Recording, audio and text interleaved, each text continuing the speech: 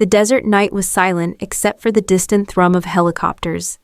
I crouched low behind the crumbling wall of an abandoned village, my rifle steady, eyes scanning the horizon. The mission had gone exactly as planned. Quiet infiltration, no mistakes.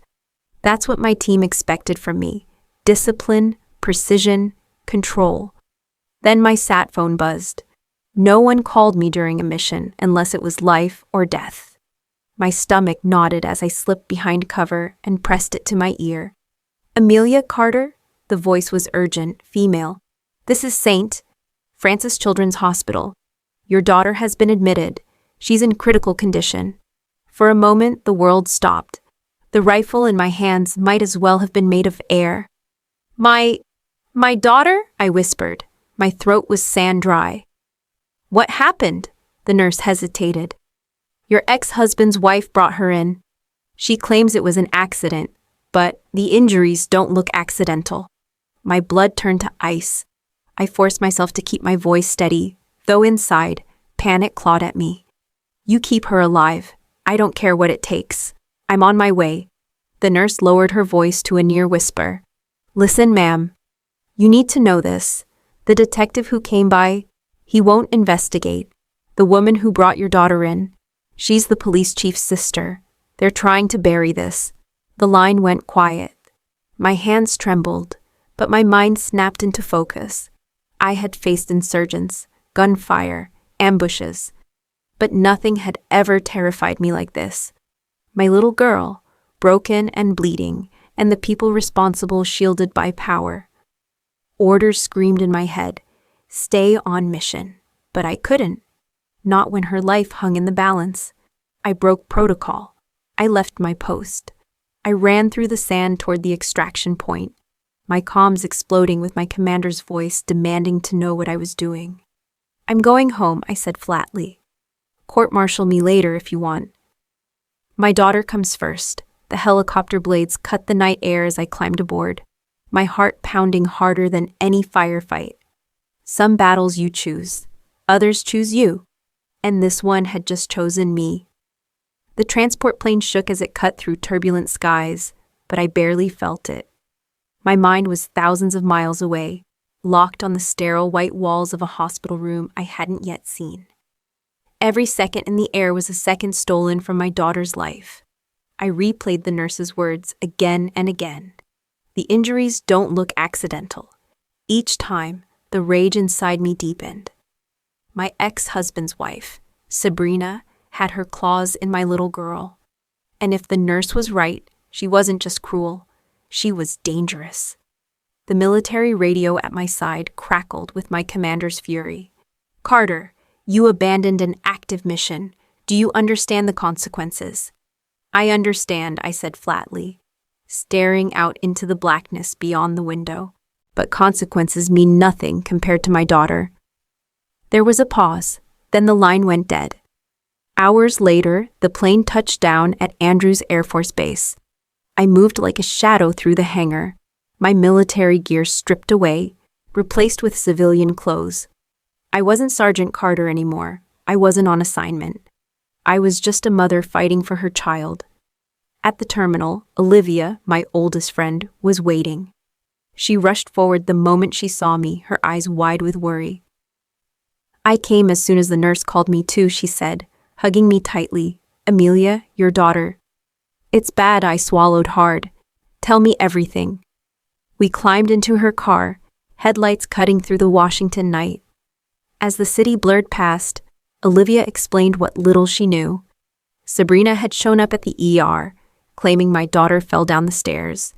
But the doctors weren't buying it. Too many bruises. Too many fractures that told a different story. And then the kicker. The detective refused to take the case. Not because there wasn't evidence, but because Sabrina's brother, Chief Raymond Steele, pulled strings from above. Corruption, power, cover-ups. I clenched my fists. Then we go around him. We find another way. Nobody hurts my daughter and walks away free. Olivia glanced at me, half afraid, half awed. Amelia, you look like you're going to war. I am, I whispered. But this time, the battlefield isn't Syria. It's home. The sliding glass doors of St.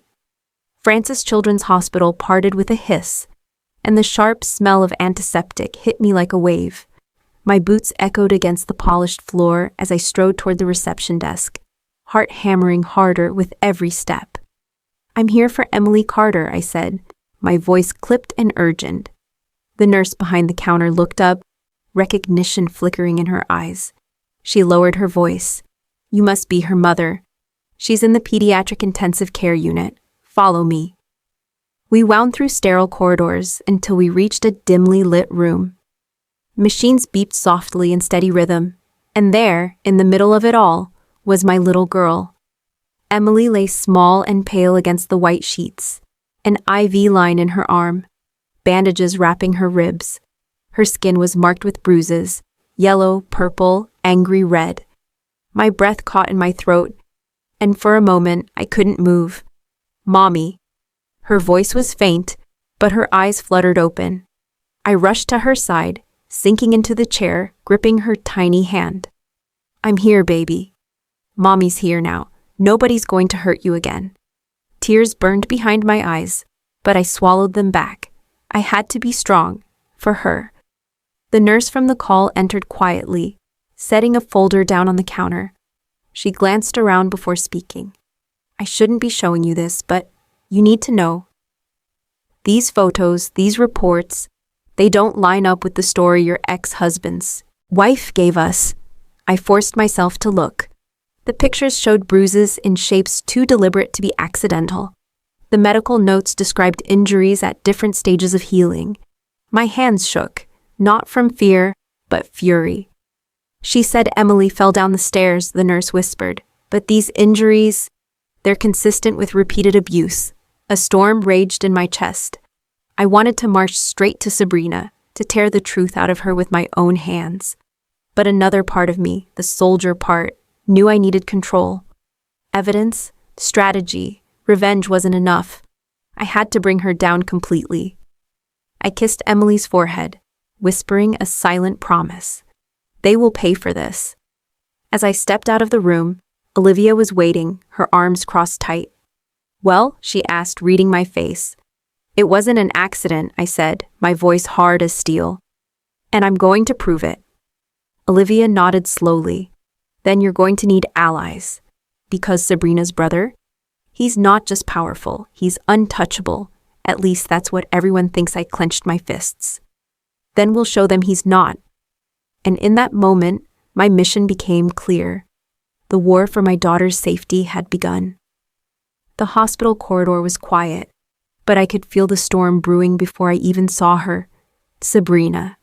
She stood near the vending machines, scrolling her phone as if nothing in the world was wrong. She was dressed too perfectly for the setting, high heels clicking against the linoleum, hair styled as if she were attending a gala, instead of standing outside an ICU ward. When her eyes lifted and landed on me, she smiled. Cold, thin, practiced. "Well, Amelia," she said, her tone dripping with false sympathy. "I wasn't sure you'd make it back. Missions overseas, so demanding. But don't worry, I've been taking care of Emily." My jaw tightened. Taking care? She's lying in a hospital bed covered in bruises. Sabrina gave a theatrical sigh, shaking her head. Accidents happen. Kids fall. They get hurt. You should know that. I stepped closer, lowering my voice so only she could hear. "Don't play games with me. I've seen the reports. Those injuries didn't come from one fall. They came from someone who wanted to hurt her." Her smile flickered, just for a second, before returning. "Be careful with your accusations." My brother wouldn't like hearing such nonsense. There it was, the shield she always hid behind. Chief Raymond Steele, the man who made sure every complaint against his sister vanished into thin air. I leaned in, my voice sharp as a blade. "I don't care who your brother is. I will find the truth. And when I do, not even he will save you." Later, Olivia found me pacing outside Emily's room, fists clenched, rage boiling under my skin. "She's smug because she thinks she's untouchable," Olivia said. "But untouchable people have one: weakness. Exposure. You need proof, Amelia. Solid, undeniable proof. The soldier in me nodded. She was right. Charging blind would only get me shut down, maybe even arrested. I needed evidence so strong it would collapse Sabrina's shield of corruption. I returned to Emily's bedside that night, sitting quietly as she slept. Her tiny hand rested in mine, and I whispered softly, "I'm going to protect you, no matter what it takes." But even as I made that promise, I knew the battlefield wasn't straightforward. This wasn't a war fought with weapons and tactics.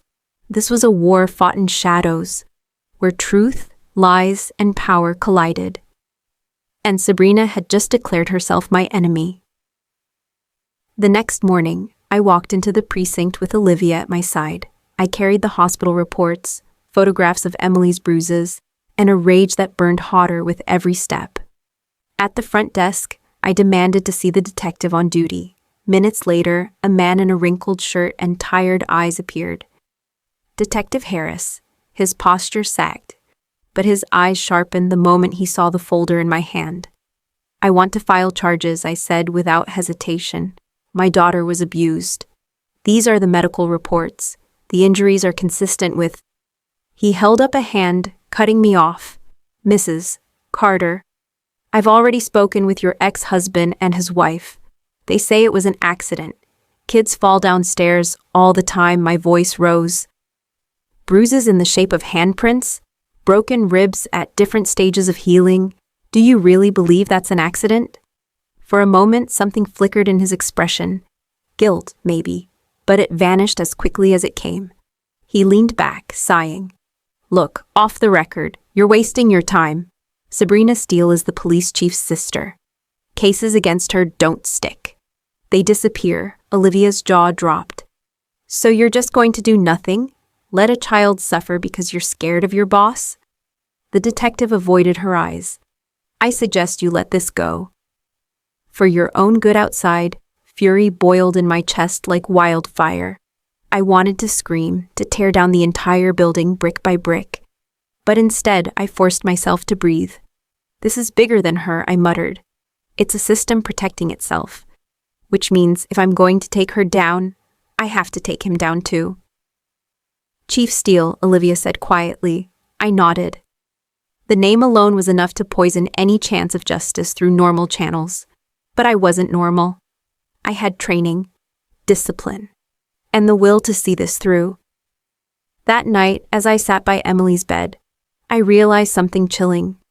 This wasn't just about saving my daughter. This was about exposing every rotten piece of the machine protecting Sabrina. Because if I didn't, she wouldn't stop.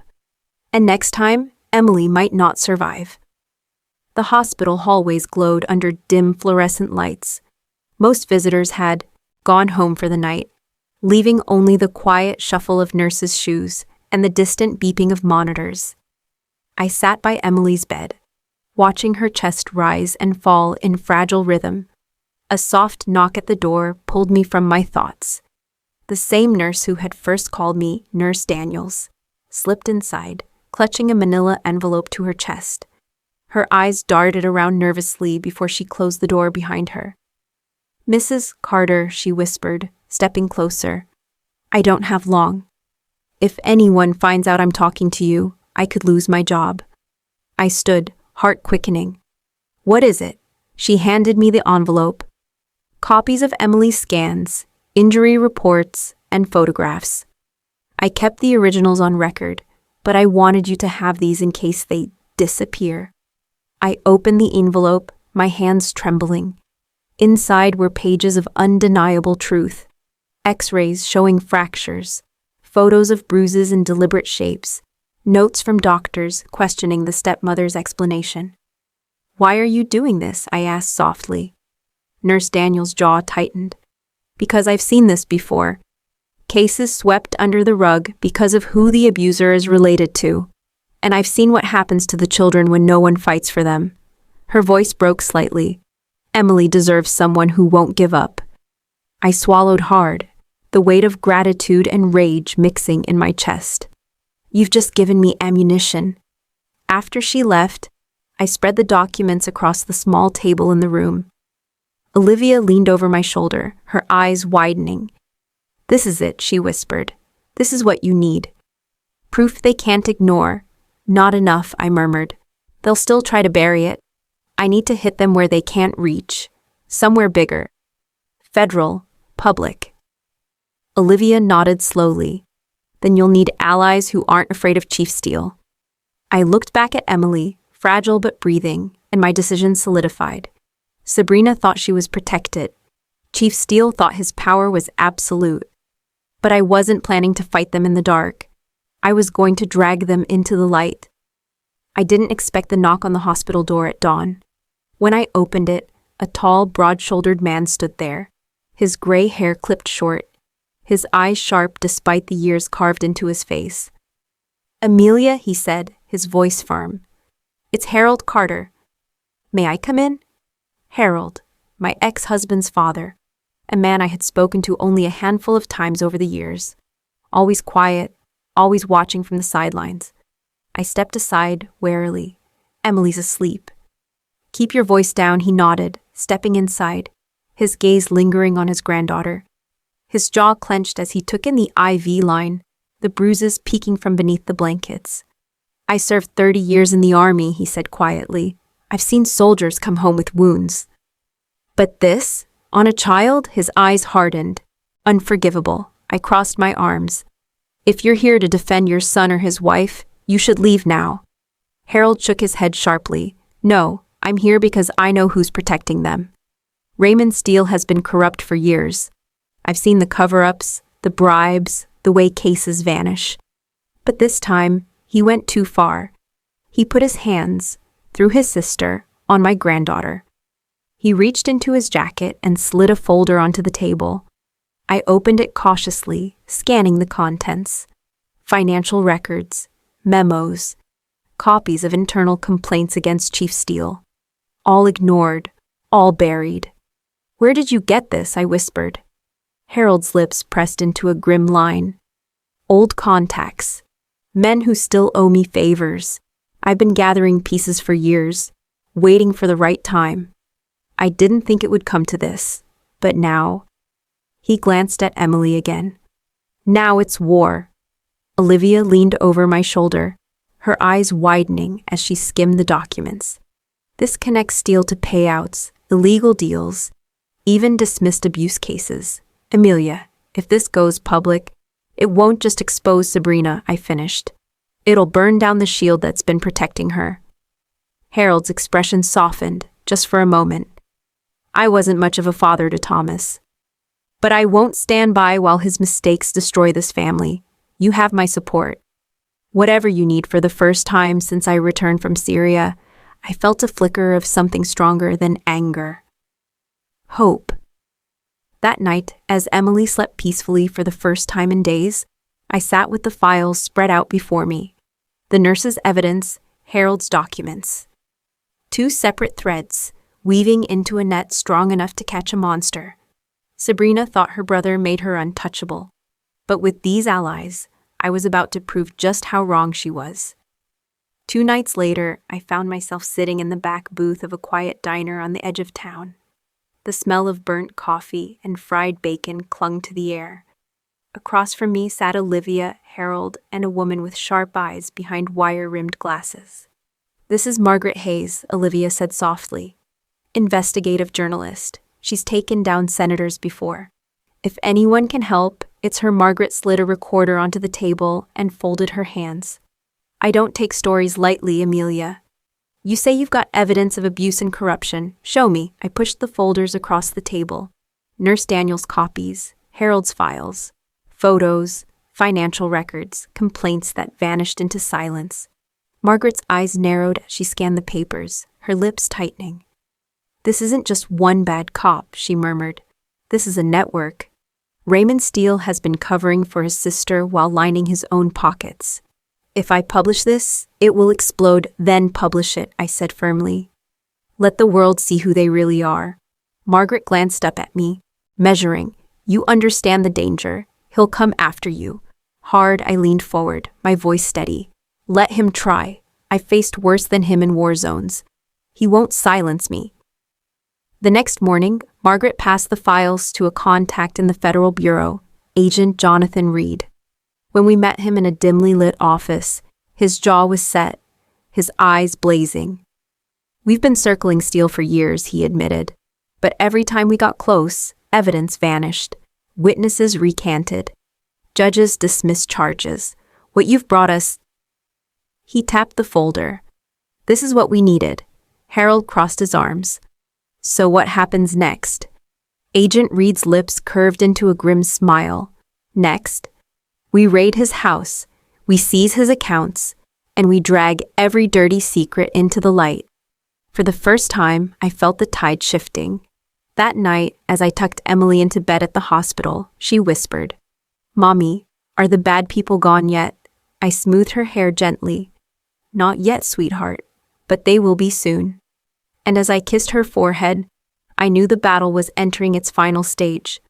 The soldier in me had fought enemies overseas. Now, I was about to watch the enemy inside my own country crumble. The raid hit before dawn. Federal agents stormed Chief Raymond Steele's mansion, flashlights cutting through the darkness. Boxes of files, hidden safes, and stacks of cash were hauled out as Steele shouted, his face twisted with fury. Cameras caught every second. By noon, his untouchable empire was splashed across the news. Sabrina was arrested the same morning. She strutted in at first, confident her brother would fix everything, until she saw him handcuffed, shoved into the back of a black SUV, her face drained of color. I watched from the courthouse steps later that week, Emily's small hand in mine. For the first time in months, she looked lighter, safer. This wasn't over yet, but the walls around Sabrina and her brother had finally collapsed. The courtroom was packed on the day of the trial.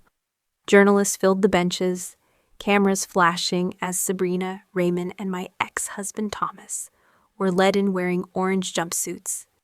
Their arrogance had melted into fear. The prosecutor laid out the evidence piece by piece, the medical reports Nurse Daniels saved, the financial records Harold secured, the testimony Margaret had documented. Every word was another nail in their coffin. When it was my turn to testify, I stood tall in front of the jury. I was halfway across the world, serving my country. When I got the call that my daughter was fighting for her life, I said, my voice steady despite the storm inside me. And when I came home, I learned it wasn't just an accident. It was abuse, covered up by people who thought they were untouchable. But no one is untouchable when the truth comes out. Sabrina shifted in her seat, glaring at me, but her eyes held no power anymore. The defense tried to twist the story, claims of misunderstandings, exaggerations. But every attempt crumbled under the mountain of evidence. By the time the jury left to deliberate, everyone in that courtroom already knew the verdict. Hours later, the judge's gavel struck. "On all counts," he said, voice echoing, "guilty." Gasps rippled through the room. Sabrina broke down, sobbing. Raymond stared straight ahead, jaw clenched in defeat. Thomas lowered his head, shame finally catching up with him. I closed my eyes, exhaling a breath I had been holding for years. Justice. But more than that, revenge, delivered not with fists or weapons, but with truth. That night, as Emily slept peacefully at home for the first time in weeks, I stood by her door, watching her chest rise and fall.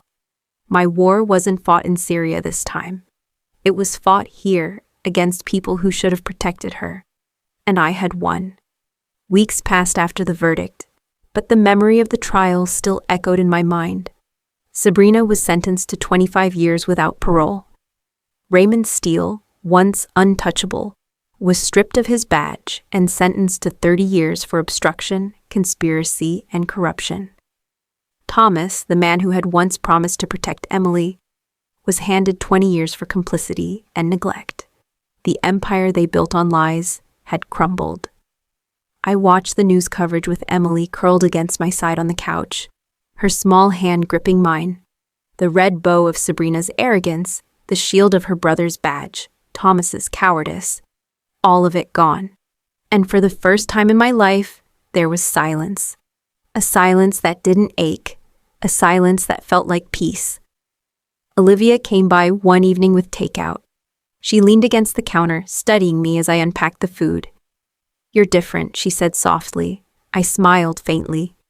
"Because for once, I'm not fighting shadows. I know Emily is safe, and I know the people who hurt her will never touch her again." Harold visited often too. Though his son had been condemned, he stood by us, steady and unshaken. Emily lit up whenever she saw him, and I couldn't help but notice the guilt in his eyes soften each time she hugged him. He'd chosen the right side, and in a strange way, he'd become family in the way I never thought possible. One night, as Emily drifted off to sleep, she whispered, "Mommy, are the bad people gone forever?" I brushed her hair back gently and kissed her forehead. "Yes, sweetheart, they're gone, and they'll never hurt you again." Her breathing slowed, peaceful, and I stood there in the doorway, tears threatening for the first time not from grief, but from relief. Revenge hadn't brought me joy. It hadn't erased the bruises or the pain of betrayal, but it had given me something far greater. It had given me freedom. Freedom from their power. Freedom from their cruelty. Freedom to raise my daughter without fear. And as I turned out the light and walked away, I realized something I had never believed before. We weren't victims anymore. We were survivors. And that, I knew, was the sweetest revenge of all.